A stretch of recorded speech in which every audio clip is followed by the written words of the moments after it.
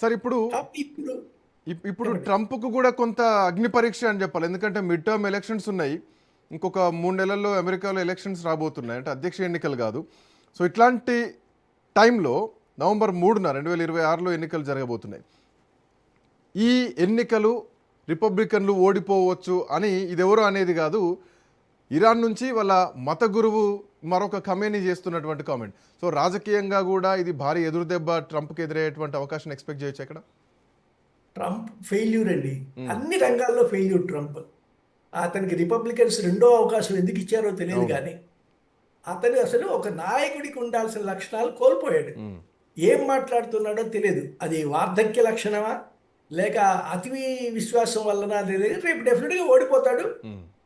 తనుగా తను చెప్పుకునేటువంటి మా రాజ్యాంగం ప్రకారం మూడవసారి అదే పోటీ చేసే అవకాశం లేదు కానీ లేకపోతే నన్నే మళ్ళీ ఎన్నుకుంటారో అని చెప్తున్నాడు ట్రంప్ ఒక ప్రకటనలో. సో మూడోసారికి అవకాశం లేదు కానీ నిజంగా అంత అమాయకంగా ఉందా అమెరికా? అసలు రెండోసారి గెలిపించడమే చాలా ఆశ్చర్యకరమైన విషయం ట్రంప్ని. సరే రెండోసారి గెలిచాడు, ఇక మళ్ళీ ఇంకొకసారి అవకాశం రిపబ్లికన్లు కూడా ఇవ్వరు. రేపు జరిగే మీరు చెప్పినటువంటి ఉప ఎన్నికలు ఏవైతే వస్తున్నాయో మధ్యలో వచ్చే ఎన్నికలు, వాటిల్లో రిపబ్లికన్స్ ఓడిపోవటం అనేటువంటిది ఖాయం. ఇక అక్కడి నుంచి ట్రంప్ పతనం అనేటువంటిది అమెరికాలోనే ప్రారంభమైపోతుంది. అతను తీసుకునే నిర్ణయాలు కానివ్వండి, అతను తీసుకున్న డిస్రప్షన్ ముందు అంత గందరగోళం సృష్టించేస్తున్నాడు. అమెరికన్ ఎకానమీ దెబ్బతింటోంది, ప్రపంచ దేశాలన్నీ కూడా దెబ్బతింటున్నాయి. అయితే ఇక్కడ చిన్న విశేషం ఏమంటే చైనా కానివ్వండి, రష్యా కానివ్వండి, ఈ దేశాలు ఏవి కూడా చిత్తశుద్ధితో ఈ విషయాన్ని ఆపే ప్రయత్నం జరగట్లేదండి. ఎవరికి వారు తమ ఆధిపత్యానికి, అంటే అమెరికా కనుక డౌన్ అయితే నెక్స్ట్ మనం ఎలా దాన్ని ఆ స్థానం తీసుకోవాలి అనే ఆలోచనతో ఉన్నారని తప్పించి ఎవరికో ఒకరికి నచ్చజెప్పి ఇది కాదు, ఆపాలి, ముందు యుద్ధం ఆపాలి, ప్రపంచం ఎకానమీలో దెబ్బతింటుంది, మేము కావాలంటే మేము ఇరాన్ని కంట్రోల్ చేస్తాం అనేటువంటి ధైర్యమైన మాట ట్రంప్దే చైనా నుంచి రావట్లేదు, పుటిన్ నుంచి, రష్యా నుంచి రావట్లేదు. ఇందువల్ల ఎవరికి వాడికి ఫ్రీ అయిపోయింది. అమెరికా వాడికి ఫ్రీడమ్ ఇచ్చేసినట్టయింది. వాడు ఎక్కడ ఉన్నాడు, ఎక్కడి నుంచి ఎక్కడొచ్చి రూల్ చేయాలనుకుంటున్నాడు, ఎంత దూరంలో వాడి ప్రభావం చూపిస్తున్నాడు. చుట్టూ అమెరికన్ బేసెస్ ఉన్నాయి. ఇరాన్ని చాలా చుట్టుముట్టేటువంటి ప్రయత్నం చేస్తున్నాడు. సో ఈజీగా లొంగ మీరు అన్నట్టు తీసుకోవచ్చు. ఇరాన్ను చుట్టుముట్టే ప్రయత్నం చేస్తున్నారు. సైనిక పరంగా కూడా దెబ్బతీయాలన్నటువంటి సైనిక స్థావరాలను దెబ్బతీయడానికి ప్రయత్నం చేస్తున్నారు. యురేనియం నిక్షేపాలని దెబ్బతీయడానికి ప్రయత్నం చేస్తున్నారు. హర్మూజ్ని ఆక్యుపై చేసుకోవడానికి ప్రయత్నం చేస్తున్నారు. లెబనాన్ పైన దాడులు జరగకుండా ఉండాలి అనేది ఇరాన్ చేస్తున్నటువంటి డిమాండ్. సో వీటికి ఎట్టి పరిస్థితుల్లో ట్రంప్ అంగీకరించకపోను. ఒక సవ్యమైనటువంటి చర్చలు జరగట్లేదు. సో ప్రతిసారి చర్చలు విఫలమవుతున్నాయి. సో ఇప్పుడు కూడా ఒకవైపు ఖమేనీ అంత్యక్రియలు జరుగుతున్నటువంటి టైంలోనే అమెరికా ఏకంగా దాడులకే పాల్పడ్డది. ఈ దాడుల్లో కూడా కొంతమంది మరణించారు. సో ఇంత ఇమ్మీడియట్ యాక్షన్లోకి అమెరికా దిగడానికి కారణం ఏంటి? ఈ పరిణామాల్ని ఎటువైపు ఎక్స్పెక్ట్ చేయొచ్చు? అమెరికాకి అహం ఎక్కువ అండి. సో ఎవరు కూడా వాడికి మీద ఎదురు మాట్లాడకూడదు, ధిక్కార స్వరం వినిపించకూడదు. ఆ ధిక్కార స్వరం వీళ్ళు వినిపించారు ఇరాన్. పైగా దాదాపు అమెరికా తన స్వాతంత్రం ప్రకటించుకున్న 250వ సంవత్సరం జరుపుకుంటున్న సమయానికి దాదాపుగా అటు ఇటుగా ఖొమైనీ అంత్యక్రియలు జరిపారు వీడు. అవును. సో ఆ అంత్యక్రియలకు వచ్చినటువంటి జనాభా అంటే స్థానికంగా ఉన్నటువంటి ఇరానీ జనం, బయట దేశాల నుంచి వచ్చినటువంటి మంత్రులు కానివ్వండి, ప్రజాప్రతినిధులు కానివ్వండి, నాయకులు కానివ్వండి, అది చూస్తే నిజంగా ఇరాన్ పట్ల ఇంత గౌరవం సభ్య దేశాల్లో, ప్రపంచ దేశాల్లో ఉందా అనిపిస్తుంది. అదే ఆ వచ్చినటువంటి జన సమూహం కనుక చూసినట్టయితే ఇరాన్ చాలా ఎదిగింది, యుద్ధ ప్రకారం ఎదిగింది, స్వాభిమానం ప్రకారంగా ఎదిగింది. ఇది అమెరికాకి చాలా ఇబ్బంది కలిగిస్తున్న విషయం అండి.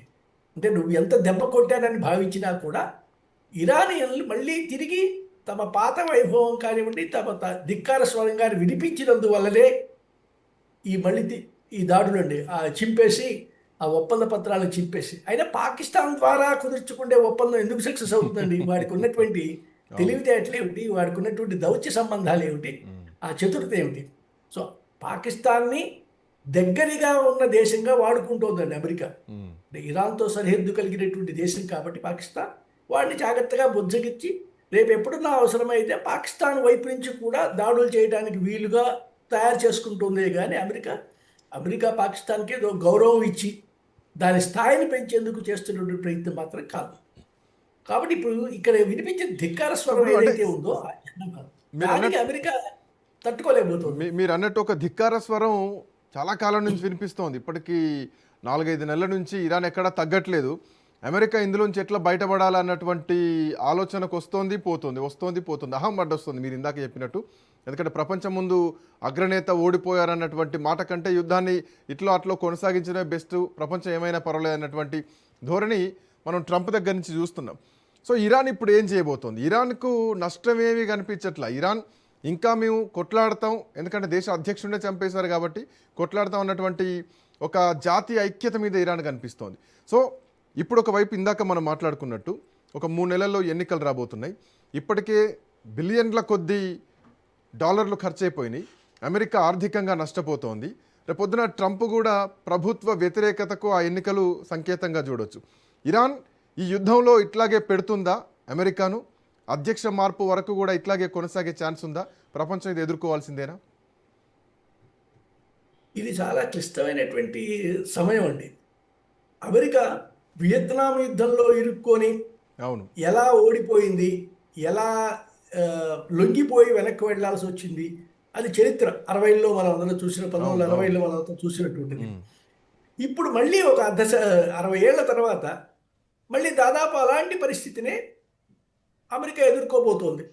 ఇరాన్ లాంటి ఒక దేశాన్ని నేను చాలా సులభంగా ఓడించగలను, చాలా సులభంగా లొంగ తీసుకోగలను అని బయలుదేరినటువంటి అమెరికా ఇరాన్కు ఉన్నటువంటి శక్తిని, అంటే సైనిక శక్తి లేకపోవచ్చండి, చాలా దేశాల్లో సైనిక శక్తి లేకపోయినా సరే ప్రజాబలం ఉంటే గెలవగలరండి. అవును. సో ప్రజలందరూ కూడా ఏకమై త్యాగాలకు సిద్ధమైనప్పుడు గెలవడం సాధ్యం.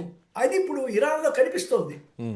వారి ప్రజల మధ్య కానివ్వండి, అది మతపరమైనటువంటి ఐక్యత లేదా జాతీయ ఐక్యత ఏదైనా సరే ప్రజలందరూ ఐక్యంగా మనం అమెరికాను ఎదుర్కోవాలి, అమెరికాకు బుద్ధి చెప్పాలి అనేటువంటి భావం స్థిరపడింది. కాబట్టి ఇక అమెరికా గట్టిగా చేయగలిగిందంతా ఏమిటి? ఇంతకన్నా ఇంకొంచెం బాంబులు వేస్తాడు, ఇంకో పెద్ద బాంబు వేస్తాడు, అంతిమంగా బెదిరిస్తాడేమో. ఆటం బాంబు వేస్తాం జపాన్ మీద వేసినట్టుగానే. ఆగస్టు వస్తుంది, ఆగస్టు 8న 9.